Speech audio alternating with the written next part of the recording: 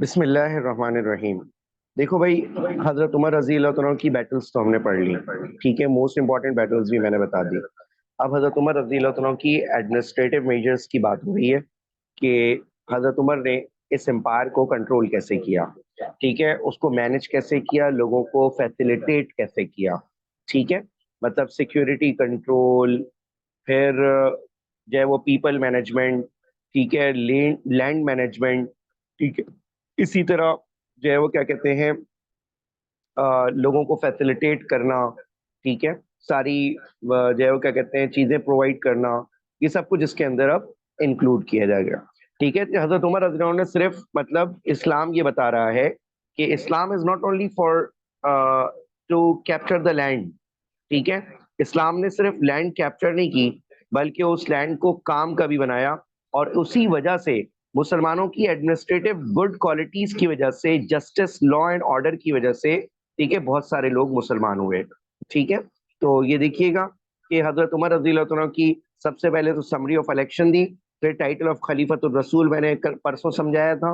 ٹھیک ہے، اس کے بعد آ جائیں کہ 22.5 لاکھ اسکوائر مائل، ٹھیک ہے، انہوں نے کیا کیا، وہ رول کیا. یہ بہت بڑی بات تھی کہ 22.5 لاکھ اسکوائر مائل کو حضرت عمر نے رول کیا. ٹھیک ہے، اسکوائر مائل کا مطلب رائٹ، لیفٹ، فرنٹ، بیک سب ملا کر 1 مائل بنے گا. ٹھیک ہے، جہاں میں کھڑا ہوا ہوں اس سے. اور پھر اسٹرانگ ایڈمنسٹریٹو سسٹم پرووائڈ کیا. کہ اصل بات یہ تھی کہ دیکھو، مسلمان صرف جنگجو نہیں تھے، مسلمان صرف لڑ لڑ کے زمینیں نہیں گین کر رہے تھے. ٹھیک ہے، بلکہ وہ تو حضرت عمر رضی اللہ عنہ نے بہت کوشش کی کہ کچھ بھی کر کے جو ہے وہ کیا کہتے ہیں فائٹنگ کو کم کیا جائے. لیکن جہاں جہاں پر فائٹنگ نیسسری ہو جاتی تھی، آپ وہاں نہیں لڑیں گے تو آپ بزدل ہو جائیں گے، آپ کاورڈ کہلائیں گے. ٹھیک ہے، تو جہاں جہاں پر فائٹنگ نیسسری تھی وہاں پہ لڑنا بھی نیسسری تھا. لہٰذا حضرت عمر رضی اللہ تعالیٰ عنہ نے جو ہے وہ کیا کہتے ہیں فائٹنگ کو بہت کنسائز کرنا چاہا. اور حضرت عمر نے سوچا کہ یار، جو لینڈ ہم آلریڈی کیپچر کر چکے ہیں، اب اس کو کیا کریں، اب اس کو جو ہے وہ کیا کہتے ہیں ہم مینج کر لیں. ٹھیک ہے، تو حضرت عمر رضی اللہ عنہ نے اسٹرانگ ایڈمنسٹریٹو سسٹم بنایا، جس ایڈمنسٹریٹو سسٹم نے جو ہے وہ سینچریز تک ورک کیا. اور اسٹل حضرت عمر رضی اللہ عنہ کے بنائے ہوئے کچھ لاز آج بھی ورک کر رہے ہیں. ٹھیک ہے، نیکسٹ ویری امپورٹنٹ تھنگ، حضرت عمر رضی اللہ تعالیٰ عنہ نے، دیکھو اب یہاں پر یہ تو ہو گیا پیرا 1. پیرا 2 دیکھیے گا، یہاں پر لکھ لیں، پیرا 2 کا ہیڈ لکھو، administrative measures. Administrative measures, MEASURE والا، administrative measures put in place during Umar's caliphate. ٹھیک ہے، ڈیورنگ عمر's caliphate. تو پیرا 2 کا ہیڈ لکھ لو، administrative measures put in place during Umar's caliphate. ٹھیک ہے، تو اب کیا ہوا، یہاں پر آپ نے بتا دیا کہ بھائی سب سے موسٹ امپورٹنٹ ایڈمنسٹریٹو میجر حضرت عمر کا یہ تھا، لا اینڈ آرڈر.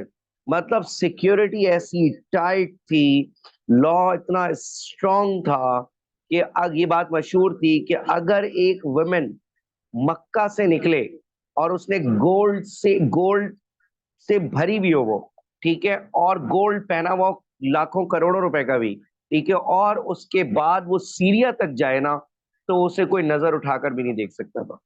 ٹھیک ہے، اتنا زیادہ strong administrative system, law and order اور سیکیورٹی تھی. ٹھیک ہے، ان کو پتا تھا کہ اگر ذرا سا بھی ہم نے کچھ غلط کیا تو اس کو ہمیں جسٹلی رول کیا جائے گا. ٹھیک ہے، تو اس وجہ سے حضرت عمر رضی اللہ تعالیٰ عنہ کا بالکل نان بائس سسٹم کریٹ کیا. اچھا، حضرت عمر نے divided the state into many provinces. حضرت عمر رضی اللہ تعالیٰ عنہ نے اسٹیٹ کو ڈفرنٹ پروونسز میں ڈیوائیڈ کیا. ٹھیک ہے، جو لیڈ بائی آنےسٹ اور کیپیبل گورنرز تھے. غور سن لیجیے گا، ٹھیک ہے، یہ ایک بہت بڑی بات ہے کہ آپ جن لوگوں کو ہائی پوسٹ کے اوپر لے کر آئیں وہ آنےسٹ اور کیپیبل بھی ہوں. بھائی کیپیبل بھی ہوں اور آنےسٹ بھی ہوں. ٹھیک ہے، تو اب حضرت عمر نے جو ہے وہ کیا کہتے ہیں اس کے لیے ایڈمنسٹریٹو سسٹم کو سٹی کے اور کیا کہتے ہیں اسٹیٹ کے ایڈمنسٹریٹو سسٹم کو 3 پارٹس میں ڈیوائڈ کیا. جو بھی اسٹیٹ ہوگی، ایک بڑا پروونس کہلاتا تھا نا، یہ سندھ کی طرح چھوٹے موٹے پروونسز نہیں ہوتے تھے، پورا سیریا ایک اسٹیٹ کہلاتا تھا، ایک پروونس کہلاتا تھا. ٹھیک ہے، آپ اندازہ لگائیں. ٹھیک ہے، تو اب جو ہے وہ کیا کہتے ہیں پورا ایجپٹ ایک اسٹیٹ ایک پروونس کہلاتا تھا. ٹھیک ہے, تو حضرت عمر نے اب جو ہے ان کے اوپر والی بنائے. ٹھیک ہے, والی مطلب پروونشل گورنر. ٹھیک ہے, اسٹیٹ گورنر بنائے. اس کے بعد عامل جو ہے وہ فائنانس ڈپارٹمنٹ کے ہیڈ تھے, ٹیکس کلیکٹر, یہ والی کی ہیلپ کے لیے. اور پھر ان سب کو رپورٹ کرنا پڑتا تھا ڈیورنگ حج, کہ اگر ان کے خلاف کوئی کمپلین ہے تو اسی وقت آ جائے گا, اسی وقت بلا لیا جائے گا, ورنہ ڈیورنگ حج ان کو رپورٹ کرنا پڑتا تھا. اچھا, یہ کتنا بڑا کام کیا کہ کوئی شخص کسی بھی پوزیشن پر آ رہا ہے, اس کے ایسٹس اور پراپرٹیز کو ریکارڈ کیا جائے گا. کیا مطلب, میرے بھائی ایک بندہ اپوائنٹ ہوا, ٹھیک ہے, اور وہ چھوٹے سے کلفٹن کے ایک فلیٹ میں, ٹھیک ہے, وہ کرائے پر رہ رہا تھا. ٹھیک ہے, جس کا کرایہ وہ کیا کہتے ہیں 80K دے رہا تھا. آئی بات سمجھ میں, کرائے کا فلیٹ, رینٹل فلیٹ پہ رہا کرتا تھا. 18 گریڈ کا آفیسر اپوائنٹ ہوا. ٹھیک ہے, 18 گریڈ کا آفیسر اپوائنٹ ہوا, اور اب 10 سال بعد جب ہم نے اس کے ایسٹس چیک کیے تو ڈیفنس میں 4 بنگلے لائن سے تھے. آئی بات سمجھ میں, اور دبئی میں بھی پراپرٹیز اس نے بنا لی تھی. ٹھیک ہے, گاڑیاں ایسی جو ساری کی ساری جو ہے وہ کیا کہتے ہیں امپورٹڈ گاڑیاں اس نے رکھی ہوئی ہیں. تو فوراً اب جو ہے وہ کیا کہتے ہیں, اس کا مطلب کیا ہے کہ بھائی 18 گریڈ کا آفیسر بےچارا 2-2.5 لاکھ 3 لاکھ کی سیلری کما لے گا. ٹھیک ہے, تو وہ تو اس 80,000 کا کرایہ نکال رہا ہے, گاڑی کا خرچہ نکال رہا ہے, یہی بہت بڑی بات ہے. ٹھیک ہے, یہ 10-10 12-12 کروڑ کی گاڑیاں, ٹھیک ہے, 45-45 کروڑ کے بنگلے کہاں سے آ جائیں گے؟ آئی بات سمجھ میں. ٹھیک ہے, تو اس کا مطلب کہ ہی از اے کرپٹ مین. تو بندے کو بھی پکڑو, اس کی پراپرٹیز کو بھی کنفسکیٹ کرو, بیت المال میں ڈالو, اور جس نے اس کے فیملی میں سسٹم میں سے جس نے اس سے بینیفٹس لیے ان سب کو سزا ملے گی. آئی بات سمجھ میں. تو آپ اندازہ لگائیں, اگر ایسا سسٹم ہو جائے تو کوئی کرپشن کرے گا؟ مطلب کرپشن کوئی کر بھی لے گا نا, تو لوگ اس کو نفرت کی نگاہ سے دیکھیں گے کہ چل بھائی دور دور ہٹ, تیری وجہ سے ہم بھی پھنسیں گے. ٹھیک ہے, تو ایسا زبردست سسٹم حضرت عمر نے رکھا. ٹھیک ہے, کہ اپوائنٹمنٹ اور ریٹائرمنٹ کے وقت ایسٹس چیک کرو. ٹھیک ہے, next very important thing, separated the judiciary from executive. ٹھیک ہے, جوڈیشری جو لا بناتے ہیں, ایگزیکٹو جو لا کو امپلیمنٹ کرتے ہیں. ٹھیک ہے, اب حضرت عمر رضی اللہ عنہ نے ان کو بالکل الگ الگ رکھا کہ بھائی آرمی اور فوج یا پولیس جو ایگزیکٹوز ہیں یہ بالکل الگ رہیں گے, اور جوڈیشری جو ججز اور جو کورٹ کا کام ہے یہ بالکل الگ. کیونکہ اگر ہم کورٹ کو الگ نہیں رکھیں گے تو کوئی بھی ویپن والا آدمی, ٹھیک ہے, پولیس کا, آرمی کا آدمی ججز کو بھرم لگائے گا. ٹھیک ہے, اپنی مرضی کے فیصلے کروائے گا. ٹھیک ہے, بڑے بڑے سائنٹسٹ کو ذلیل کرے گا. ٹھیک ہے, تو اس وجہ سے عمر نے کہا کہ بھائی جان جوڈیشری بالکل الگ, اور اگر یہ چاہے گی تو بڑے سے بڑا فوجی ہو, بڑے سے بڑا کیلف ہو, بڑے سے بڑا گورنر ہو, اس کے اگینسٹ بھی اگر جوڈیشری جو ہے فیصلہ کرے گی تو اسے ماننا پڑے گا. یعنی کورٹ اگر فیصلہ کرے گا تو اسے ماننا پڑے گا. ٹھیک ہے, اور جو کورٹ کا جج ہوتا تھا وہ ہوتا تھا قاضی. ٹھیک ہے, جو ہیڈ ہوتا تھا وہ قاضی ہوتا تھا. نیکسٹ تھنگ, مجلس شورا, ایڈوائزری کاؤنسل. کیا مطلب, دیکھو ایڈوائزری کاؤنسل کے آگے لکھنا آف امپورٹنٹ پیپل. ٹھیک ہے, کیا مطلب میرے بھائی سمجھو, مطلب حضرت عمر نے 2 ایڈوائزری کاؤنسل بنائی. ایک مجلس شورا بنائی جو موسٹ امپورٹنٹ لوگوں کی تھی, تو جس کے اندر پرومیننٹ کمپینینز تھے اور بڑے بڑے ڈیسیشنز کہ بھائی کون سے ملک کو کیسے ڈیل کرنا ہے, کس طرح سے ٹریٹیز کرنی ہے, کس جگہ پہ اٹیک کرنا چاہیے نہیں کرنا چاہیے. ٹھیک ہے, تو یہ بڑے بڑے ڈیسیشن, کون سے نئے سٹیز ڈیولپ کرنے چاہیے نہیں کرنے چاہیے. ٹھیک ہے, تو مجلس شورا یہ کام کرتی. ایک بنائی مجلس عام, عام کا مطلب عوام. ٹھیک ہے, یعنی advisory council of common people. ٹھیک ہے, کامن پیپل کیا مطلب کہ اس میں انصار, مہاجرین اور کامن لوگوں کے ریپرزینٹیٹیو ہوتے تھے کہ یار پتہ چلا ہم دنیا کی بڑی سپر پاور بن جائیں اور 8 سپر پاورز کے اندر انکلوڈ ہو جائیں. ٹھیک ہے, لیکن حال یہ ہو کہ ہمارے لوگوں کو پانی نہیں پہنچ رہا, ٹینکروں سے پانی مانگ لے رہے ہیں اور ان ٹینکروں کے نیچے روز آ کر کچھ لوگ مر رہے ہیں. تو کہاں دنیا کا سب سے بڑا ایٹم بم بنا لیں, ٹھیک ہے, 8 نمبر پہ ہم موسٹ پاورفل کنٹری ہو جائیں, ٹھیک ہے, اور ادھر پانی تک کا مسئلہ حل نہ کر پائیں. ٹھیک ہے, اور کہاں تو پوری دنیا سے سیکیورٹی کی بات کریں اور کہاں جو ہے وہ کیا کہتے ہیں کنٹونمنٹ ایریا کے اندر چھوٹے موٹے 2% کے ڈکیتیاں کر رہے ہوں. ٹھیک ہے, آئی بات سمجھ میں. ٹھیک ہے, تو اب جو ہے وہ کیا کہتے ہیں اس وجہ سے جو ہے وہ کیا کہتے ہیں کامن لوگوں کے مسائل کو بھی حل کرنے کا تمہر نے الگ سے ایڈوائزری کاؤنسل بنائی. ٹھیک ہے, اس کے بعد آ جاؤ, اب یہ چل رہا ہے نا, یہ پیرا 2 چلتا جائے گا. پیرا 2 کے اندر آرمی واز آرگنائز. بھائی کیا مطلب آرگنائز کیا آرمی کو, حضور پروفٹ صلی اللہ علیہ وسلم کے زمانے میں مجاہدین ہوتے تھے, اور مجاہدین جس طرح سے چاہتے تھے, مطلب اعلان ہوتا تھا جہاد کا, اور جو آنا چاہتا آ جاتا تھا, ٹھیک ہے. یا کبھی کبھی نفیر عام یعنی کامن اناؤنسمنٹ ہوتی تھی تو ہر ایک کو جانا ہوتا تھا, جیسے تبوک وغیرہ, ٹھیک ہے. تو اب حضرت عمر رضی اللہ تعالیٰ نے کہا کہ یار اب تو ہم بیٹلز کے لیے جب جاتے ہیں تو ایسا بھی ہوتا ہے کہ ایک ایک سال تک بیٹل سے واپس نہیں آتے. کیوں؟ کیونکہ 6 6 مہینے کا تو ایک ایک بیٹل کا سیج ہو جاتا تھا, ٹھیک ہے. تو حضرت عمر رضی اللہ عنہ نے اب ان کی سیلری رکھی کہ بھائی یہ جو مجاہدین ہے, جو آرمی ہے, تو ان کا بھی تو سسٹم چلانا پڑے گا نا. آئی بات سمجھ میں؟ ٹھیک ہے, ان کا بھی تو سسٹم چلانا پڑے گا, ان کے گھروں کا, ٹھیک ہے. تو سیلری کا سسٹم رکھا, اور یہ بھی نہیں کہ ایرا غیرا نتھو خیرا اٹھ کے اب جو ہے وہ کیا کہ چلے جائے گا جہاد پر. نہیں, ٹریننگ آف دا کیا کہتے ہیں, ٹریننگ ہوگی آرمی کے لوگوں کی, اور ٹریننگ جن لوگوں کی ہوگی وہی لوگ جا سکیں گے, ٹھیک ہے. ہر کوئی نہیں جا سکے گا. اچھا, پھر اس کے بعد دیکھو کیا کہتے ہیں, breeding of the high quality horses حضرت عمر رضی اللہ عنہ نے اسٹارٹ کی. Breeding of the high quality horses کا کیا مطلب ہے کہ دیکھو حضرت عمر نے یہ دیکھا کہ یار عربیہ کے اندر جب تک بیٹلز چل رہی تھی نا, تو اس وقت تک تو ہمارے کیملز انف ہو جاتے تھے. لیکن اب جب ہم آؤٹ آف عربیہ گئے ہیں تو یہ camel is not the good thing to good thing in the battle field, بلکہ یہاں پہ بیٹل فیلڈ کے اندر تو ہمیں گھوڑے چاہیے, ٹھیک ہے. اور قرآن میں بھی اللہ تعالیٰ نے ایک جگہ گھوڑوں کے اوپر ایک صورت نازل کی ہے, والعادیات ضبحا والموریات قدحا والمغیرات صبحا, ٹھیک ہے. فاثرن به نقعا فوسطن به جمعا. یہ پوری گھوڑوں کی کوالٹیز اللہ تعالیٰ نے بتائی ہیں, کیا زبردست اسٹائل میں, کیا آپ کی سوچ ہے, ٹھیک ہے. اگر آپ کو عربک آتی ہو تو آپ کو مزہ آ جائے اس کا, ٹھیک ہے, کہ اللہ تعالیٰ نے کیسے گھوڑوں کی قسمیں کھائیں اور ان کی کیا زبردست کوالٹیز بتائیں. لیکن تو اب مسلمانوں کے پاس تو گھوڑے بہت کم تھے, عرب میں گھوڑے نہیں تھے. حضرت عمر رضی اللہ تعالیٰ نے یہ نہیں کیا کہ چلو بھائی یہ گھوڑے امپورٹ کر لو, یوں کر لو, وہ کر لو, نہیں. پوری انڈسٹری اٹھا کر گھوڑوں کی لے آئے عربیہ کے اندر, اور صرف کچھ ہی سال گزرے تھے, 20 25 سالوں کے اندر پوری دنیا میں مشہور ہو گیا کہ اگر گھوڑا ہوتا ہے نا تو وہ عربی النسل ہوتا ہے, بس عربی النسل گھوڑا, ٹھیک ہے, وہ ہوتا ہے سب سے بہترین. یہ ہوتے ہیں لیڈرز, ٹھیک ہے. ہمیں ہمیں پاکستان بنائے ہوئے 77 ایئرز ہونے والے, ٹھیک ہے. اور ہم جو ہے وہ کیا کہتے ہیں, ابھی تک اپنی مہران گاڑی بھی نہیں بنا سکے, آلٹو جیسی ڈبہ بھی نہیں بنا سکے, وہ بھی دوسری کمپنیاں ہمیں بنا کر دے رہی ہیں. آئی بات سمجھ میں؟ اور عقل مند اور انٹیلیجنٹ واقعی اتنے ہیں کہ دنیا کے موسٹ امپورٹنٹ کیا کہتے ہیں جو ہے وہ کیا کہتے ہیں اٹامک پاور بن گئے, ٹھیک ہے, کہ 8 بڑی پاورز کے اندر ہم انکلوڈیڈ ہو گئے, ٹھیک ہے. تو اس کا مطلب آپ کو جان بوجھ کر پیچھے رکھا گیا, ٹھیک ہے. تو اگر حضرت عمر کے جیسا کوئی ہوتا تو اس وقت دنیا کی بیسٹ کاریں, ٹھیک ہے, بیسٹ جیٹ فائٹر, ٹھیک ہے, بیسٹ الیکٹرانکس کا سامان کسی مسلم کنٹری میں بن رہا ہوتا. آئی میری بات سمجھ میں؟ Is it clear? ٹھیک ہے.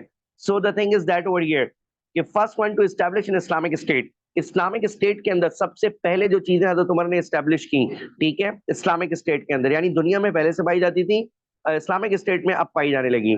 تو ڈپارٹمنٹ آف ملٹری بنا دیا, ٹھیک ہے, آرمی کا ڈپارٹمنٹ بنایا, ایجوکیشن کا ڈپارٹمنٹ بنایا, ٹھیک ہے, جیلز بنائے, پولیس اسٹیشنز بنائے. لیکن خدا رہا اس کو آپ پاکستان والی پولیس مت سمجھ لیجیے گا, یوں سمجھ لیجیے گا کہ American police, Saudi police, Turkish police, Canadian police, جو واقعی لوگوں کے زبردست سرونٹ ہیں, ٹھیک ہے. تو ویسی پولیس ہوا کرتی تھی, ٹھیک ہے, جو سروسز پرووائڈ کرتی تھی لوگوں کو, ٹھیک ہے. نیکسٹ ویری انپورٹنٹ تھنگ, اس کے بعد آ جائیں فرسٹ ٹو انٹروڈیوس, ٹھیک ہے, فرسٹ دنیا میں پہلی مرتبہ حضرت عمر نے انٹروڈیوس کی کچھ چیزیں. وہ کیا تھی؟ ہجری کیلنڈر. مطلب یہ جو اسلامک کیلنڈر ہے حضرت عمر نے پہلی مرتبہ دنیا کے اندر انٹروڈیوس کیا. اولڈ ایج پینشن سسٹم, کیا مطلب ایک بندہ نوکری کر کر کے بوڑھا ہو گیا, اب خود نہیں کما سکتا, تو بھائی گورنمنٹ کے پاس لے جا کر نام لکھوا دو, تمہارے گھر پر تمہاری ضرورت کے مطابق کھانا پینا پیسہ ملتا رہے گا, ٹھیک ہے. اس کے بعد آ جاؤ census of population. Census of population کا کیا مطلب ہے میرے بھائیوں؟ سینسس آف پاپولیشن مطلب مردم شماری, ٹھیک ہے, لوگوں کو گنا گیا کہ کتنے لوگ کس جگہ پر رہتے ہیں, تاکہ اس کے اکارڈنگ ریسورسز وہاں تک پہنچائی جائیں, ٹھیک ہو گیا. تو first to introduce in the Islamic system. بھائی دیکھو نا, اب اگر مثال کے طور پر کراچی میں 3 کروڑ لوگ رہ رہے ہیں, 30 ملین, تو 3 کروڑ کی کے برابر بجلی, 3 کروڑ کے برابر پانی, ٹھیک ہے, سیکیورٹی, یہ سب پرووائڈ کی جائے, ٹھیک ہے. تو یہ سینسس آف پاپولیشن کا یہ فائدہ ہوتا. Next very important thing, finance was organize by بیت المال. بیٹا یہاں بیت المال کے اوپر لکھ لو پبلک ٹریجری, ٹھیک ہے,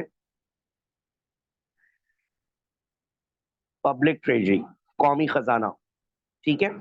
تو اس کے اندر جو زکوٰۃ, جو ٹیکسز، ٹھیک ہے، جو عشر، جو خمس، ٹھیک ہے، جو مال غنیمت سب کچھ آتا تھا، تو اس کا حساب کتاب، expenditures and incomes were recorded. اس کے بعد اس ڈپارٹمنٹ کا نام رکھا گیا دیوان ڈپارٹمنٹ. ٹھیک ہے، از اٹ کلیئر؟ دیوان کا ڈپارٹمنٹ نام رکھا گیا. اور ریونیو کیا کہتے ہیں، collection of all revenues from centre and provinces, ٹھیک ہے، اس کا ریکارڈ رکھا جاتا. List of the needy and پور، کیونکہ بیگنگ کے اوپر پابندی لگا دی گئی نا، تو حضرت عمر نے کہا کہ بھائی ٹھیک ہے، بیگنگ کے اوپر تو پابندی لگ گئی، تو بھائی جان اب کیا کہتے ہیں، یہ جو لوگ ہیں، یہ جو بیگرز ہیں، تو ان کا کیا بھوکے مریں گے، یہ مانگیں گے نہیں تو. ٹھیک ہے، تو ان کی لسٹ بنا دی گئی کہ بھائی جان کوئی بھوکا نہیں مرے گا، لسٹ بنا دو، جتنے لوگ تمہارے گھر پر ہیں ساروں کے برابر کھانا راشن گھر پہ ڈور اسٹیپ پر پہنچا دیا جائے گا وتھ کمپلیٹ ریسپیکٹ اور وداؤٹ اینی سیلفیز. آئی بات سمجھ میں؟ ٹھیک ہے. تو اب اس کے بعد ٹیکسز آن انکم بھی لگایا تھا تمہر نے، ٹھیک ہے، اور زکات on the ownership of horses. Holy prophet صلی اللہ علیہ وسلم کے زمانے میں ہارسز کا بزنس نہیں ہوتا تھا، لوگ اپنے لیے ایک دو پال لیتے تھے. ٹھیک ہے، تو اب جو ہے وہ بزنس ہونے لگ گیا، تو پراپر ہائی کوالٹی ہارسز کی بریڈنگ ہونے لگ گئی. تو اس پر جو ہے وہ کیا کہتے ہیں، حضرت عمر رضی اللہ تعالیٰ عنہ نے اس کے اوپر بھی ٹیکسز لگائے اور انکم کے اوپر ٹیکس لگائے. کیا مطلب؟ دیکھو خالی زمینوں کو حضرت عمر نے لوگوں کے حوالے کیا، ہینڈ اوور کیا کہ بھائی جاؤ مزے کرو، یہ زمینیں تمہاری، بس اس میں تم گورنمنٹ کا حق ادا کرتے رہو. گورنمنٹ کا حق ادا کرتے رہو کا کیا مطلب ہے کہ گورنمنٹ کو اس کے ٹیکسز، عشر، زکات وغیرہ دیتے رہو. ٹھیک ہے، تو اس سے فائدہ کیا ہوگا کہ خالی زمینوں کو جب لوگوں میں بانٹا گیا تو اس میں دو فائدے ہوئے. ٹھیک ہے، ایک تو لوگوں کو روزگار ملا، ٹھیک ہے، مطلب ارننگ کے ریسورسز ملے. اور دوسرا موسٹ امپورٹنٹ کام یہ ہو گیا بیٹا جی کہ جو ہے وہ کیا کہتے ہیں، لوگوں کو روزگار کے علاوہ ایک one of the most important کام یہ ہو گیا کہ گورنمنٹ کی انکم بھی شروع ہو گئی ان خالی زمینوں سے. تو حضرت عمر نے کوئی سوسائٹیز نہیں بنائی بڑا ملا کے کہ بھائی ایک ڈی ایچ ایس سٹی بنا دو، ایک بحریہ سٹی بنا دو، اور ساری سوسائٹیز اسکیم 33 یہ وہ سب خالی پڑا ہوا ہے. ٹھیک ہے، فیسلیٹیٹ کر نہیں رہے، ٹھیک ہے، سوسائٹیز بنا کے بیچتے جاؤ. ٹھیک ہے، اور وہ جو ایگریکلچر وہاں پہ ہو رہا تھا وہ سب بیڑا غرق ہو گیا. ٹھیک ہے، آ گئی بات سمجھ میں؟ اس کے بعد آ جاؤ، لاسٹ پیراگراف آ گیا، پیرا 3. حضرت عمر رضی اللہ تعالیٰ عنہ نے یہاں پر وہی میجر کیا کہتے ہیں، پیرا 3 کا ہیڈ بھی وہی ہے نا. ٹھیک ہے، کیا کہتے ہیں، حضرت عمر کے زمانے میں جو administrative measures put in place during the caliphate of حضرت عمر رضی اللہ تعالیٰ عنہ. ٹھیک ہے، تو وہی ہیڈنگ ہے لیکن کنٹینیویشن ہے. اچھا، اب دیکھو حضرت عمر رضی اللہ تعالیٰ عنہ نے میجرمنٹ آف لینڈ بھی کی. پہلی مرتبہ ایسا ہوا کہ زمین کو ناپا گیا، ٹھیک ہے، اور ہمیں یہ پتہ لگا کہ ہم 22.5 لاکھ اسکوائر مائل کے اوپر جو ہے کیا کہتے ہیں رول کر رہے ہیں. ٹھیک ہے، اس کے بعد پاپولیٹڈ دا نیو سٹیز. میرے بھائیو سنو، یہ کام گورنمنٹ کے ہوتے ہیں کہ وہ نئے نئے سٹیز کو پاپولیٹ کرے، نئے نئے سٹیز بنائے. مثال کے طور پر گورنمنٹ کو چاہیے تھا کہ بحریہ ٹاؤن بناتے تاکہ جو ہے وہ کیا کہتے ہیں کراچی کے اندر جو ایک کیوس مچا ہوا ہے، اتنی مہنگی زمین ہے، تو بحریہ ٹاؤن اور اس طرح کے سٹیز کو اچھے سے فیسلیٹیٹ کرتے. ٹھیک ہے، تو اس سے کراچی اور پاکستان ترقی کرتا ہے کیونکہ سیکیورٹی کے مسائل حل ہوتے، کراچی کو ڈیوائڈ کر دیا جاتا ڈفرینٹ پارٹس کے اندر. ٹھیک ہے، تو حضرت عمر نے یہی کیا کہ بھائی ایک ہی جگہ گھس کے رہنے سے بہتر ہے نئے نئے سٹیز ڈیولپ کرو، وہاں پہ فیسلٹیز پہنچاؤ، لوگ رہیں گے. تو حضرت عمر رضی اللہ تعالیٰ نے کوفہ، بصرہ، جیزہ، فسطاط، کائرو، جو آج کل کا کائرو ہے، ٹھیک ہے، جو ایجپٹ والا، ٹھیک ہے، تو یہ سارا کا سارا جو ہے کیا کیا گیا، حضرت عمر نے ڈیولپ کیے.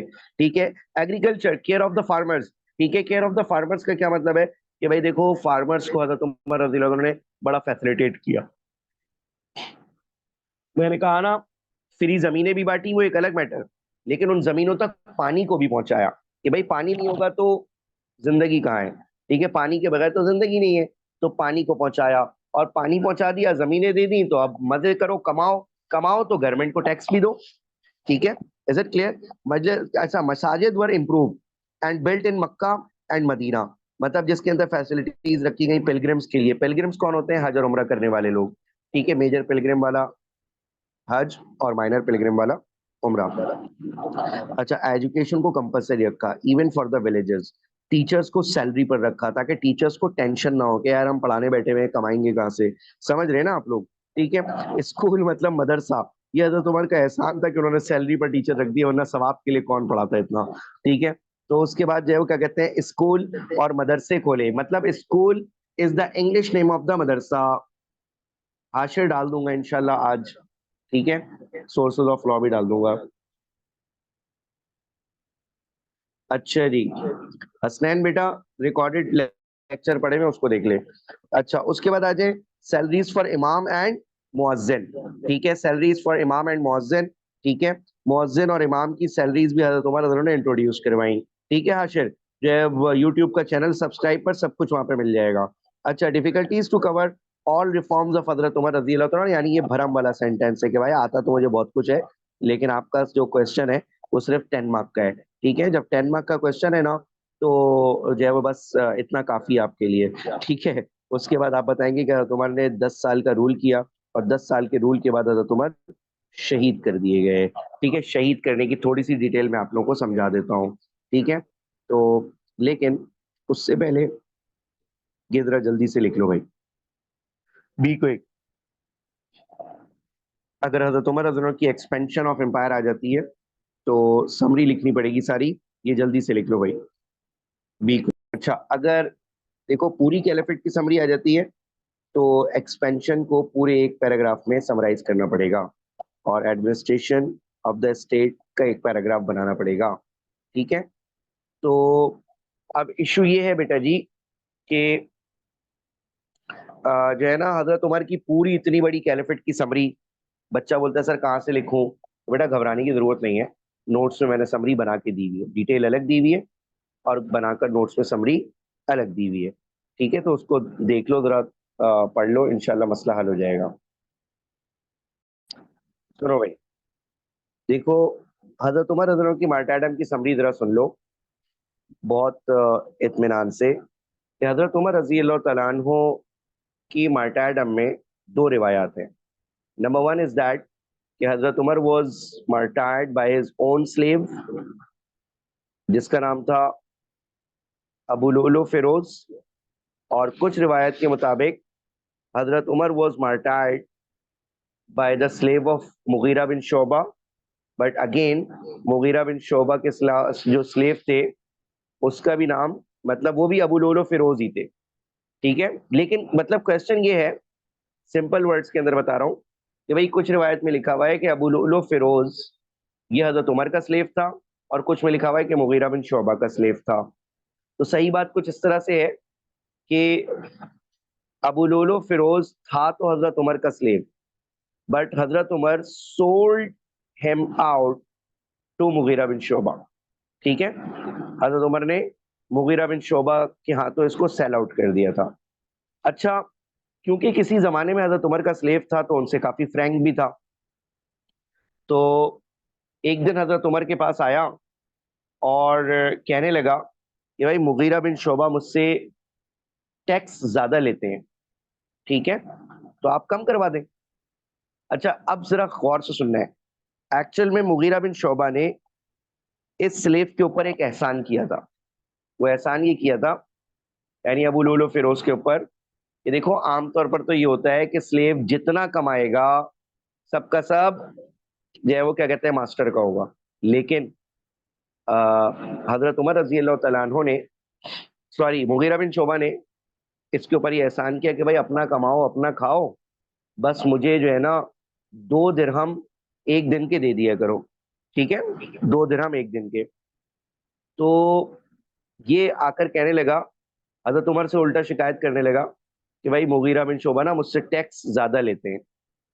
तो हजरत उमर ने कहा कि हाँ यार, ये 2 दिरहम तो ज्यादा है गुलाम के हिसाब से, लेकिन ये बताओ आजकल काम क्या कर रहे हो। ठीक है, तो इसने कहा कि हजरत मैं आर्मर बनाता हूँ, वेपन बनाता हूँ, वेपन, आर्मर, तलवारें वगैरह, क्योंकि ब्लैक स्मिथ था। और कहा कि वैसे तो मुझे चक्की बनाना भी आती है, यानी हैंडमिल्स बनाना भी आती हैं।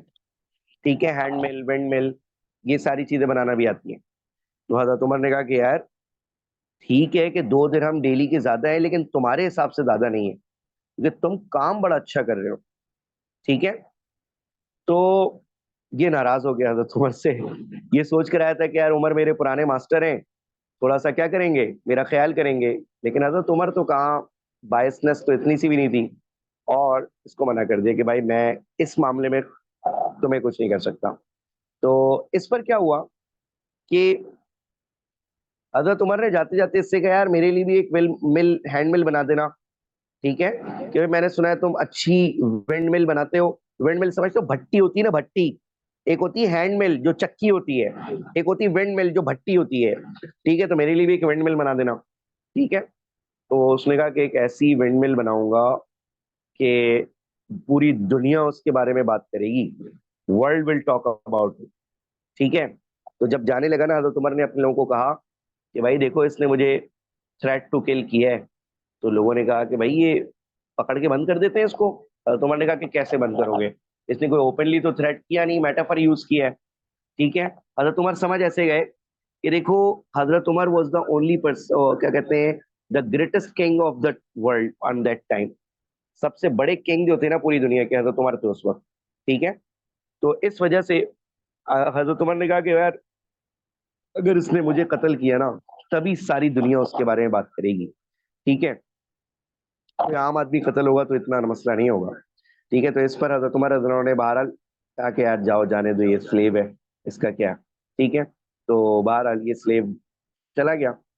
حضرت عمر نے بھی اس کو ہلکا لیا, لوگوں نے بھی اس کو ہلکا لیا, یار سلیو اور کہاں عمر. ٹھیک ہے, دنیا کا سب سے بڑا کنگ. ٹھیک ہے, کوئی قتل کر سکتا ہے انہیں.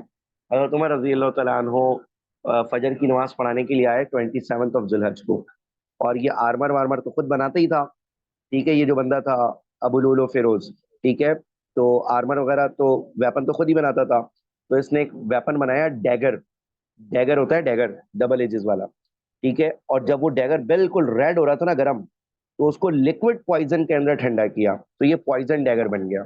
پوائزن ڈیگر کا مطلب یہ ہے کہ ذرا سا بھی کسی کو لگے گا نا تو وہ گیا, اس کی باڈی میں سرکولیٹ کرے گا زہر. ٹھیک ہے, پوائزن سرکولیٹ کرے گا. تو اس پر حضرت عمر رضی اللہ تعالیٰ عنہ نماز پڑھانے کے لیے آئے. 27 آف ذی الحج تھا, اور یہ بھی حالانکہ نان مسلم تھا, لیکن فجر کی نماز میں اندھیرا ہوتا ہے نا تو کوئی پہچان نہیں سکا. یہ چادر وادر اوڑھ کے پہلی صف میں بیٹھ گیا.